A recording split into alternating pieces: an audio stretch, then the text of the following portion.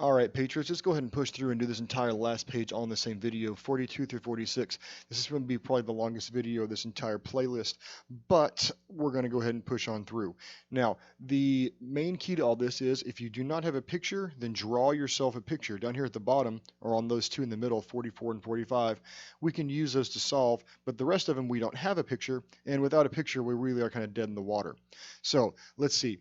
If D is the midpoint of AC, so I've got segment AC with D in the middle as the midpoint, and C is the midpoint of AB. So C is the midpoint of AB, so that means I've got to have B over here. And also keep in mind that, well, I'm just going to go ahead and throw a midpoint in there just so I can mark all these the same. We know that AC has to exactly equal CB. So there should only be one mark there. So let's go ahead and plug this in. We got that BD is equal to 12. So from B to D is 12. And what is the length of AB? Well, what we've essentially got here is that we've got three equal portions that all add up to equal 12. So each of these could just be an x. So what that means is that 3x is equal to 12, therefore x equals 4, dividing both sides by 3. So each of these segments is going to be a length of 4. Now, what is the length from A to B? Well, A to B, we can just add them up.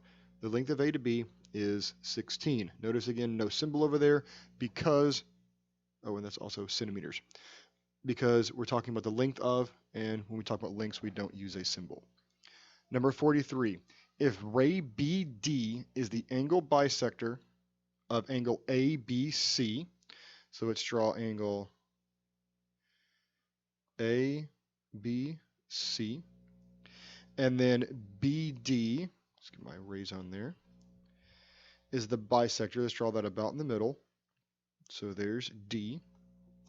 We also know that since it's a bisector, these two are equal. And ray BE is the angle bisector of DBC. So we've also got a one that goes in there. And I'm going to mark these as two mark angles. It's a bisector. Find the measure of angle EBA if DBE, oh, I forgot to mark my E on there, is equal to 32 degrees. And I want to know EBA, which goes from E to B to A. All right, so if this is 32, then angle EBC is also 32 because both sides of a bisected angle are congruent, which means that the greater angle is 64 degrees, which then is the same as this one mark blue angle I put in here. So this one is also going to be 64 degrees. So we know that the measure of angle EBA is going to equal the measure of angle ABC plus, I'm sorry, not ABC, I wrote that wrong, ABD plus the measure of angle DBE, which is 64 plus 32, which is 96 degrees. Measure of angle EBA.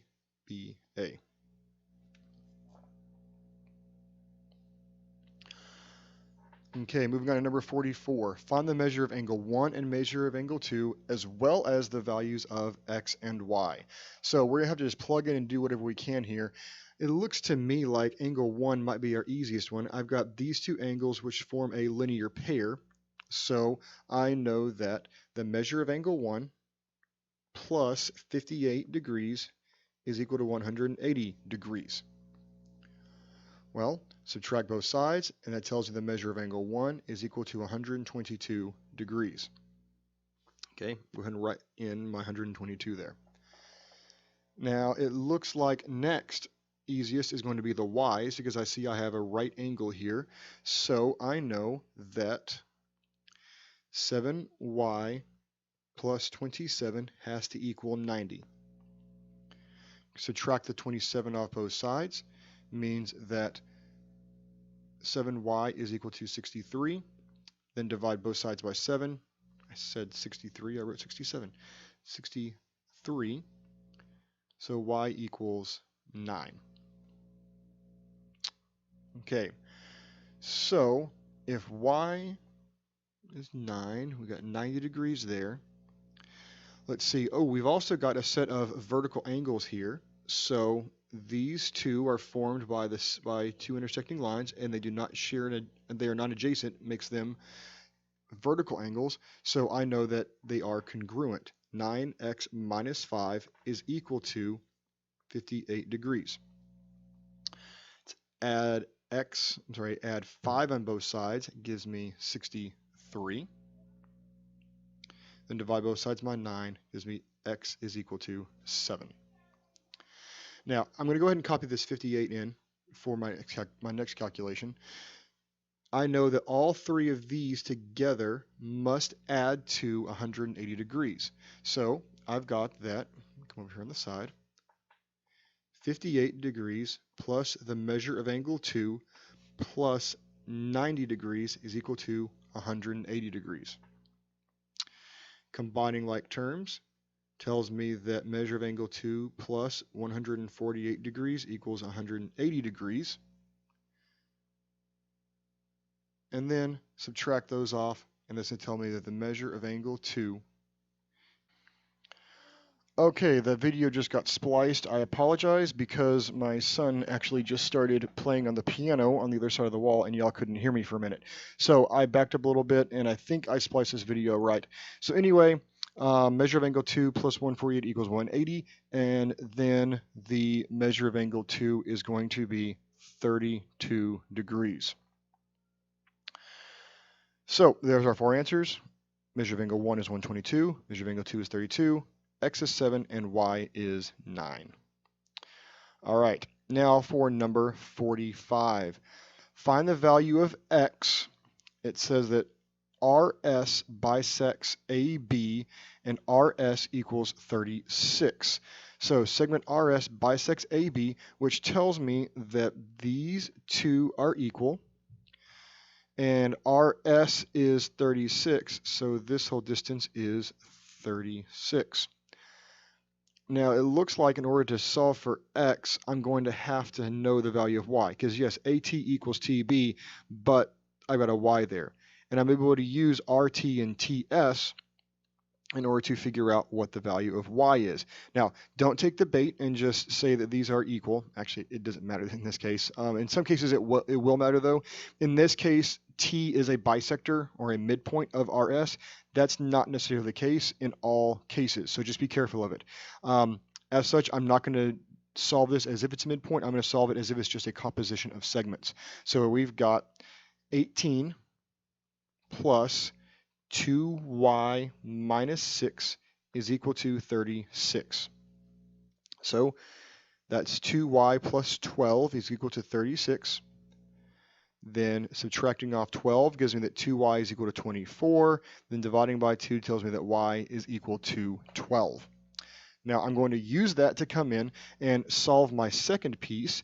And since T is the midpoint because of the fact that it is a bisector, means that AT is equal to TS. So 25 minus 3x is equal to 2y minus 5. Now I'm going to say that negative 3x is equal to 2 times, and then y was 12, minus 5, and I'm going to go ahead and subtract this 25 off on the other side because I'm trying to get x by itself. I'm going to go ahead and kill two birds with one stone. Now let's go ahead and simplify. 3x is equal to, let's see, 24 minus 5 minus 25. That's 24 minus 30 will be negative 6. Divide both sides by negative 3 gives me x is equal to 2. And there is my value of x. All right, 46. Find the measure of angle 1 if angle 1 is complementary to angle 2. So I'm just going to go ahead and start drawing this. If it's complementary, we've got a right angle. And then I've got measure of angle 1 and 2. Angle 2 is supplementary to angle 3. Well, if it's supplementary to angle 3, that means I've got 180 degrees there. And so here's angle 3, and angle 3 is equal to 126 degrees. Well, since these two are supplementary, that tells us the measure of angle 2 plus 126 is equal to 180. Subtracting 126 tells me that the measure of angle 2 is equal to 54 degrees. Now, go ahead and write that in. Since these two are complementary, that tells me that the measure of angle 1 is equal to, plus 54 is equal to 90. So the measure of angle 1, subtract 54 off of both sides, is equal to 36 degrees. All right, that's it for the review. I hope this was helpful, and I hope you guys are well prepared when you walk in on Tuesday or Wednesday.